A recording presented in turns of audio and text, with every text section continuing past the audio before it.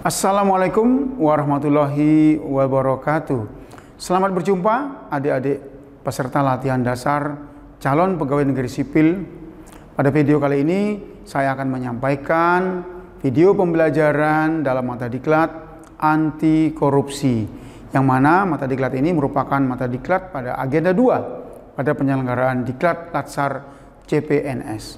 Pertama-tama saya akan menjelaskan terlebih dahulu deskripsi singkat mata diklat anti korupsi ini. Mata diklat ini memfasilitasi pembentukan nilai-nilai dasar anti korupsi pada peserta diklat Latsar CPNS melalui pembelajaran, nilai-nilai dan aktualisasinya. Dalam video ini saya akan menyampaikan materi tentang pertama adalah dampak perilaku dan tindak pidana korupsi. Kemudian yang kedua, pengertian dari tindak pidana. Dan yang ketiga, tindak pidana korupsi. Serta yang terakhir adalah, atau yang keempat, niat, semangat, dan komitmen anti korupsi. Penyampaian materi ini akan saya awali dengan penjelasan. Yang pertama, dampak perilaku dan tindak pidana korupsi. Kita sepakat bahwa penanganan korupsi perlu diselesaikan secara komprehensif, karena korupsi adalah musuh rakyat. Korupsi adalah kejahatan yang luar biasa atau extraordinary crime. Korupsi adalah masalah kehidupan.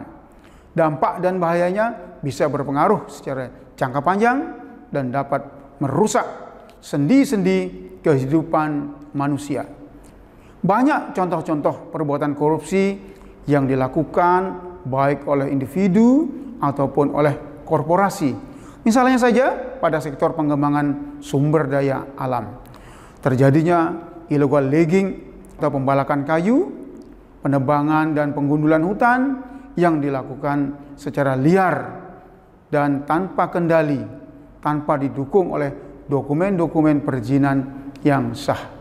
Kemudian terjadinya illegal fishing atau terjadinya pencurian ikan secara besar-besaran, baik oleh kapal-kapal asing maupun kapal-kapal dalam negeri tanpa didukung oleh dokumen perizinan yang sah. Kemudian terjadinya illegal mining, yakni terjadinya eksploitasi tambang secara liar dan masif, dan lain sebagainya.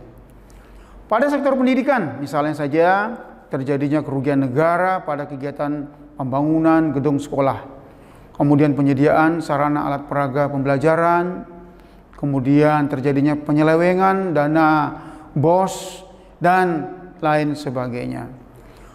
Pada sektor penyediaan infrastruktur dasar pembangunan, misalnya saja maraknya kasus penyimpangan anggaran pada pembangunan jalan, pembangunan jembatan, saluran drainase, pembangunan dam ataupun waduk, serta pembangunan perumahan rakyat dan lain sebagainya. Pada sektor sosial dan kebencanaan alam, misalnya saja penyimpangan yang terjadi dari pengelolaan dana bantuan sosial kemasyarakatan, misalnya penyelewengan dana bantuan sosial dampak COVID-19 bagi masyarakat yang baru saja terjadi.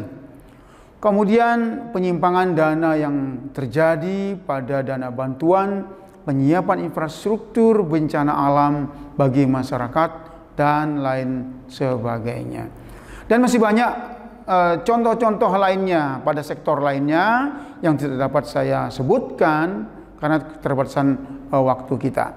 Selanjutnya, dampak yang dapat dirasakan ataupun yang terjadi dari perbuatan korupsi tersebut antara lain tentu akan merugikan keuangan negara dan keuangan daerah, baik itu pada struktur APBN maupun pada APBD. Kemudian kualitas barang ataupun kualitas bangunan yang dibuat atau yang dihasilkan menjadi sangat rendah atau tidak sesuai dengan standar mutu yang dipersyaratkan dalam ketentuan teknis. Hal ini jelas akan merugikan masyarakat secara luas yang diakibatkan oleh kualitas produk yang dihasilkan sangatlah rendah, sehingga umur ekonomis dan umur teknis barang ataupun bangunan tersebut menjadi sangat rendah, dan dengan kata lain akan cepat mengalami kerusakan. Selanjutnya yang dapat dirasakan, investasi asing dan investasi dalam negeri akan menurun karena rendahnya tingkat kepercayaan dunia usaha kepada pemerintah. Bahkan yang akan terjadi adalah sebaliknya, yaitu capital outflow atau mengalirnya ke luar negeri dana-dana investasi secara besar-besaran. Tentu hal ini sangatlah berbahaya bagi perekonomian nasional secara makro. Dampak selanjutnya yang dapat dirasakan, angka persentase penduduk miskin akan semakin meningkat. Persentase angka pengangguran juga semakin meningkat. Kemudian dampak lainnya, yakni mutu atau kualitas pendidikan secara umum di Indonesia maupun pada daerah-daerah tertentu akan sangatlah rendah. Kemudian dampak lainnya, menurunnya derajat kesehatan masyarakat di mana-mana. Dan lain-lain dampak yang akan ditimbulkan dari korupsi ini. Nah, terkait fenomena di atas, kemudian timbullah pertanyaan besar. Apakah yang menyebabkan semua ini bisa terjadi? Bisa jadi hal ini terjadi karena maraknya kasus korupsi di negeri ini yang dilakukan oleh para pejabat publiknya.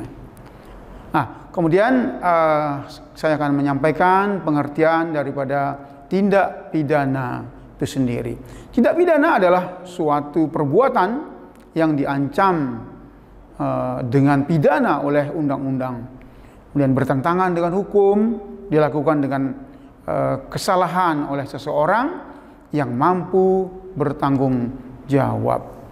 Selanjutnya kita masuk dalam pembahasan pengertian korupsi. Korupsi berasal dari bahasa Latin, yaitu corruptus, dan dalam bahasa Inggrisnya adalah corruption, yang dapat diartikan sebagai kebusukan, keburukan, kebejatan, kemudian ketidakjujuran, dapat disuap ataupun tidak bermoral.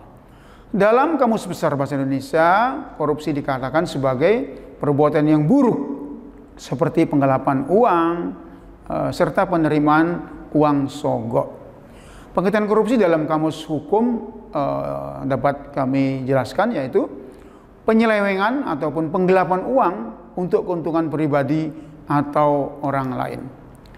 Kemudian pengertian korupsi menurut Undang-Undang Nomor 31 tahun 1999 junto Undang-Undang Nomor 20 tahun 2001 tentang pemberantasan tindak pidana korupsi, di mana disebutkan bahwa setiap orang yang secara melawan hukum memperkaya diri sendiri atau orang lain atau suatu korporasi yang dapat merugikan keuangan negara atau perekonomian negara. Kemudian di sisi yang lainnya juga disebutkan bahwa kemudian menyalahgunakan kewenangan, kesempatan atau sarana yang ada padanya karena jabatan atau kedudukan yang dapat merugikan keuangan negara atau perekonomian negara. Kemudian saya akan menjelaskan mengenai tindak pidana korupsi sendiri. Menurut Undang-Undang Nomor 31 tahun 1999 junto Undang-Undang Nomor 20 tahun 2001 terdapat 7 kelompok tindak pidana korupsi yang terdiri dari apa saja? Yang pertama adalah kerugian keuangan negara. Kemudian yang kedua, suap menyuap.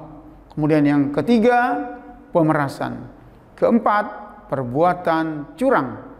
Yang kelima, penggelapan dalam jabatan. Yang keenam, benturan kepentingan dalam pengadaan, serta yang terakhir atau yang ketujuh adalah gratifikasi. Nah, kemudian yang terakhir akan saya sampaikan pada materi ini, niat, semangat, dan komitmen anti korupsi. Nah, bagaimanakah cara untuk menghindari dari korupsi? Maka dalam diri setiap manusia haruslah memiliki yang disebut dengan spiritual accountability. Apakah spiritual accountability tersebut? Ya, ini selalu ingat pada perjanjian dengan Tuhannya, yang merupakan tujuan hidup dan kesadaran bahwa hidup mereka haruslah dipertanggungjawabkan kelak. Nah, spiritual accountability ini yang baik ini akan menghasilkan niat yang baik pula, yang akan menghasilkan visi dan misi yang baik. Selanjutnya akan diterjemahkan dalam usaha yang terbaik untuk mendapatkan hasil yang terbaik. Nah, sekian penyampaian materi anti korupsi yang dapat saya sampaikan, dan mengakhiri materi saya ini, saya mengajak kepada kita semua untuk mari kita menghindari sekecil apapun perbuatan korupsi ini. Korupsi perlu dikenali, namun haruslah dihindari. Sekian dari saya, selamat berjumpa pada video lainnya. Assalamualaikum warahmatullahi wabarakatuh.